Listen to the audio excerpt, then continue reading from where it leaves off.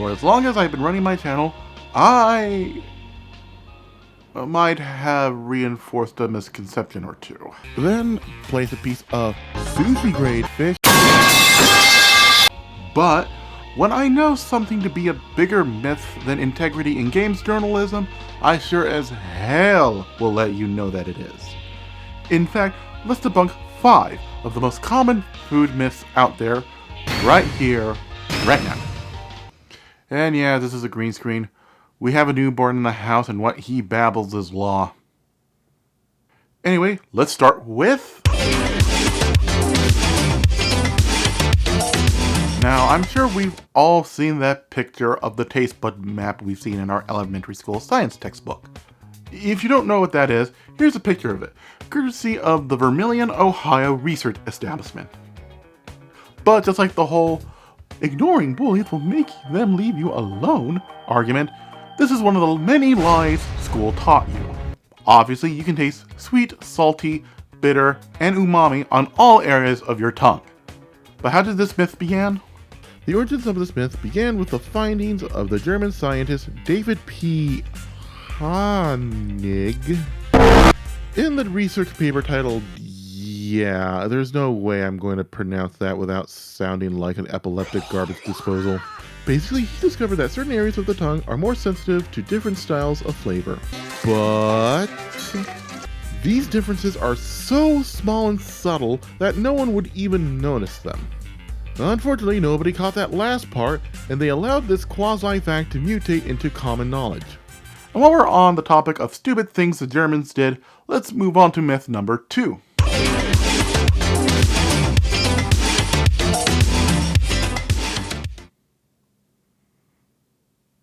No, they don't.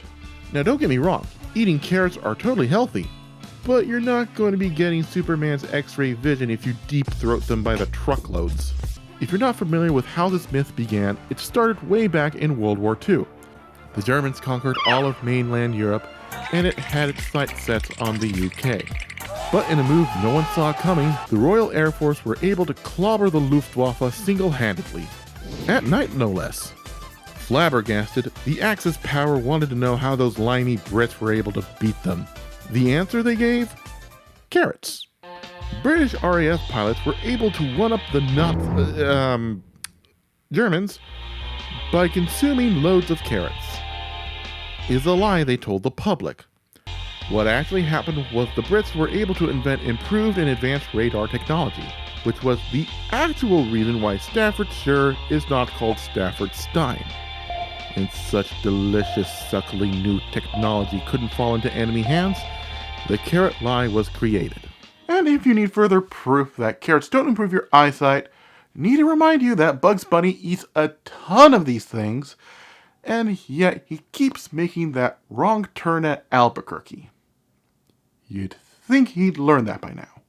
Oh, and one more thing. Before we move on to the next myth, I just want to say, if you like what you've seen so far, please hit the like button. And if you really like what you're seeing, hit subscribe. And you really, really, really like what you see, become a Patreon member. Link in the description. It really means a lot. This has been a really rough year for the channel, and I'm hoping to return to some degree of regularly churned out videos. Anyway, let's move on to...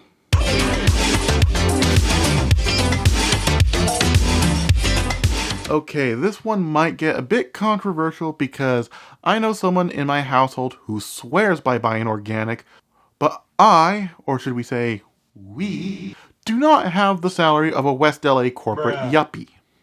In terms of healthiness, there really is no difference between regular and organic foods. Studies have been done to show that organic produce has more vitamins and antioxidants than their non-organic counterparts, but that difference is so small that it's barely worth the 45% markup. What about pesticides and other nasty chemicals? That's why I buy organic. Well, I hate to break it to you, Mr. I Hate Capitalism, despite living a nice comfy life in an upper middle class suburb in Portland. Organic food does contain pesticides. But they're natural pesticides, and natural always means better. Natural. When it comes to a chick's tatas, oh yeah. But pesticides? Oh dear God, no. Some natural pesticides like copper sulfate are 10 times more poisonous than their synthetic counterparts. But wait, it gets worse. Because organic food is in such high demand and other countries have different rules for what's considered organic, it's become difficult to regulate and determine what is and isn't organic. And this has allowed sellers to lie about their food and mark up the price. And all this is just the tip of a locally grown, fair trade, carbon neutral iceberg. Listen, at this point, you're better off buying just regular non-organic groceries from the regular supermarket. And if some health bro gives you crap, send him this video. And if it still doesn't work, well, take his vape pen, turn it sideways, and shove it up his ass.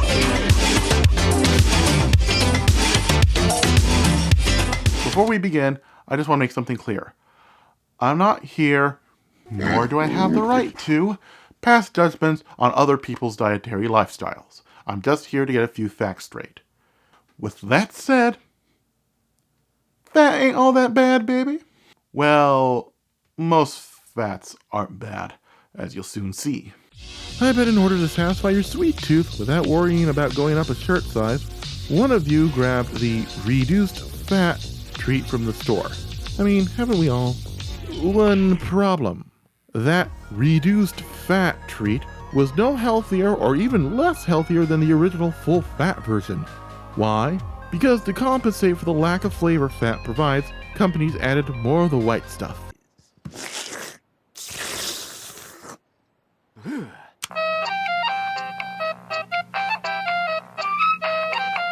And all of this is due to corrupted science paid for by the sugar industry. For decades, the sugar industry lobbied the government to place blame on fats for the rise in obesity, and also rolled out the food pyramid, which spun a high-carb diet as healthy.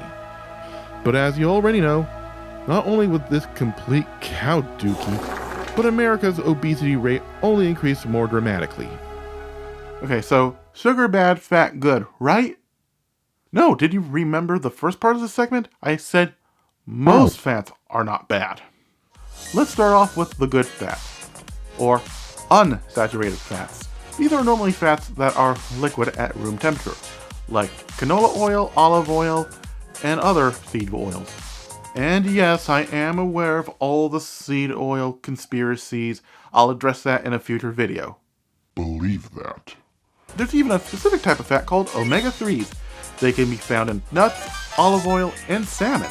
And it's been proven to lower high blood pressure and cholesterol.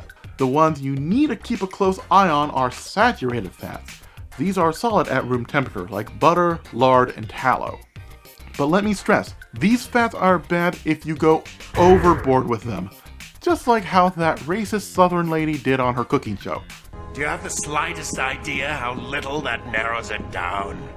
Listen, if you have no underlying health issues and you consume these fats in moderation, you should be okay. But Jamie Oliver, that does not give you the excuse to add olive oil to Asian food. Speaking of things Uncle Roger won't shut up about, let's end with...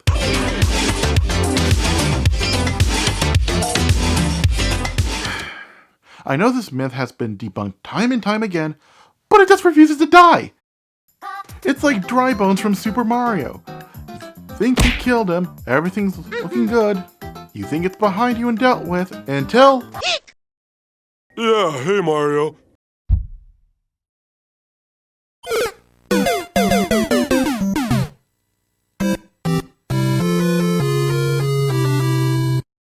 So, allow me to clarify. MSG is not poisonous! In moderation, that is. The myth has its basis in anti-Asian racism.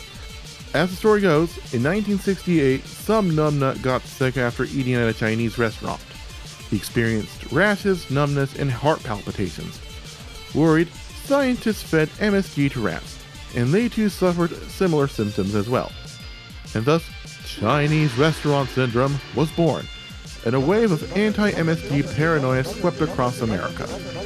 And Asian restaurants, fearing potential racist backlash, removed MSG from their restaurants. One problem, that test was as scientific as astrology girls using tarot cards to predict if H&M Model 271 was getting voted off Love Island in the next episode. Yes, ladies, I am such an aquatarius or whatever. Anyway, You see, the lab rats were given an MSG dosage far beyond the normal amount. We're talking 10 to 30 times the normal amount. Thankfully, less stupid scientists did much better, more accurate studies and proved that MSG in moderation is totally harmless. Keyword, moderation, Nigel. I'm still keen on doing a collab with you, and I don't want you ending up in the hospital where you're at the mercy of our super expensive healthcare system. And that concludes today's lecture. If I helped you unlearn some of today's myths, smash the like button. If you remain unconvinced and are down in the comment section typing up a 5-page essay about how I'm wrong, keep doing it. That engagement will help this video in the algorithm. This has been Chase Cuttin Kitchen. I'm CRJ, making cooking fun, and meaning it this time.